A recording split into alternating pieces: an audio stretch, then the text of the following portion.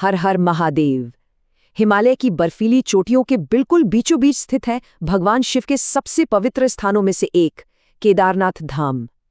12 ज्योतिर्लिंगों में शामिल और पंच केदार का सबसे प्रमुख मंदिर। आज हम इसी धाम के रहस्यों, इसकी पौराणिक कथाओं और इसके हैरान कर देने वाले भूगोल में गहराई से उतरने वाले हैं। आखिर क्यों सदियों से ये जगह लाखों लोगों की अटूट आस्था का केंद्र बनी हुई है? चलिए इसे समझते हैं। इस पवित्र धाम की कहानी को समझने के लिए हमें समय में थोड़ा पीछे जाना होगा, बिल्कुल महाभारत युद्ध के ठीक बाद वाले उस नाटकीय मोड़ पर। जरा सोचिए, एक तरफ विजयी पांडव थे जिन्होंने युग का सबसे बड़ा युद्ध तो जीत लिया था, लेकिन दूसरी तरफ उनके अंदर एक गहरा पश्चाताप था। अपने ही गुरुओं और संबंधियों का वध करने का जो पाप था ना, उसका बोझ उन्हें अंदर ही अंदर खाए जा रहा था। जीत की खुशी असल में एक बहुत बड़े आध्यात्मिक संकट में बदल चुकी थी। अब इतने भारी अपराध बोध से आज़ादी कैसे मिले, इसी सवाल का जवाब ढूंढते हुए वे पहुंचे भगवान श्री कृष्ण के पास। और श्री कृष्ण ने उन्हें बिल्कुल साफ साफ बता दिया कि गोत्र हत्या और गुरु हत्या जैसे भयानक पापों से ऐसे ही छुटकारा नहीं मिल सकता। इसके लिए उन्हें भगवान शिव की शरण में जाना होगा, क्योंकि केवल और केवल महादेव के पास ही वो अनंत शक्ति है जो उन्हें इतने बड़े पाप से पूरी तरह मुक्त कर सकती है। श्रीकृष्ण की बात सुनते ही पांडवों ने बिना समय गवाए अपनी खोज शुरू कर दी। सबसे पहले वो पहुंचे शिव जी की अपनी नगरी काशी। लेकिन ठहरिए, भगवान शिव उन्हें इतनी आसानी से माफ करने के मूड में बिल्कुल नहीं थे। वो पांडवों के संकल्प की असली परीक्षा लेना चाहते थे। इसलिए शिव जी जानबूझकर काशी से अंतर्ध्यान हो गए और निकल पड़े हिमालय की तरफ। पांडव भी कहाँ हार मानने वाले थे।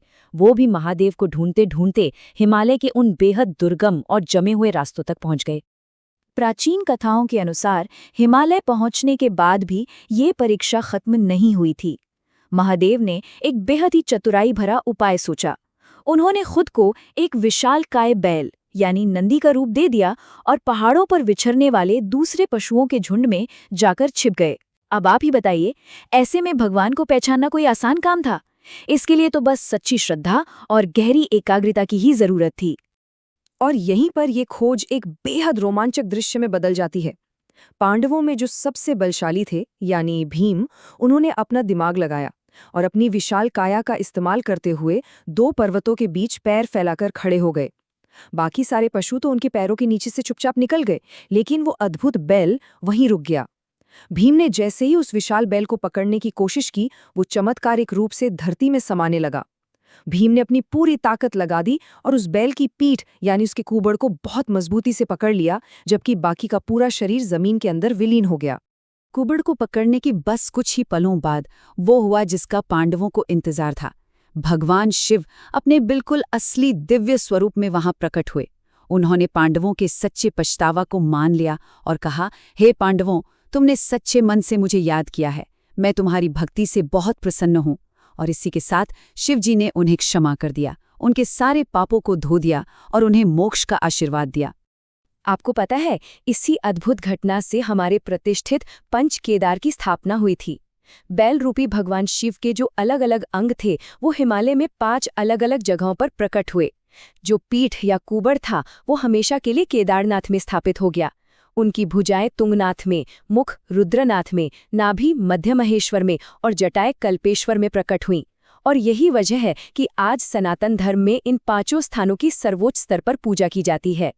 शिव जी के साक्षात दर्शन करने के बाद पांडवों ने महादेव के आदेश का पालन करते हुए केदारनाथ में एक बेहद भव्य मंदिर का निर्माण करवाया।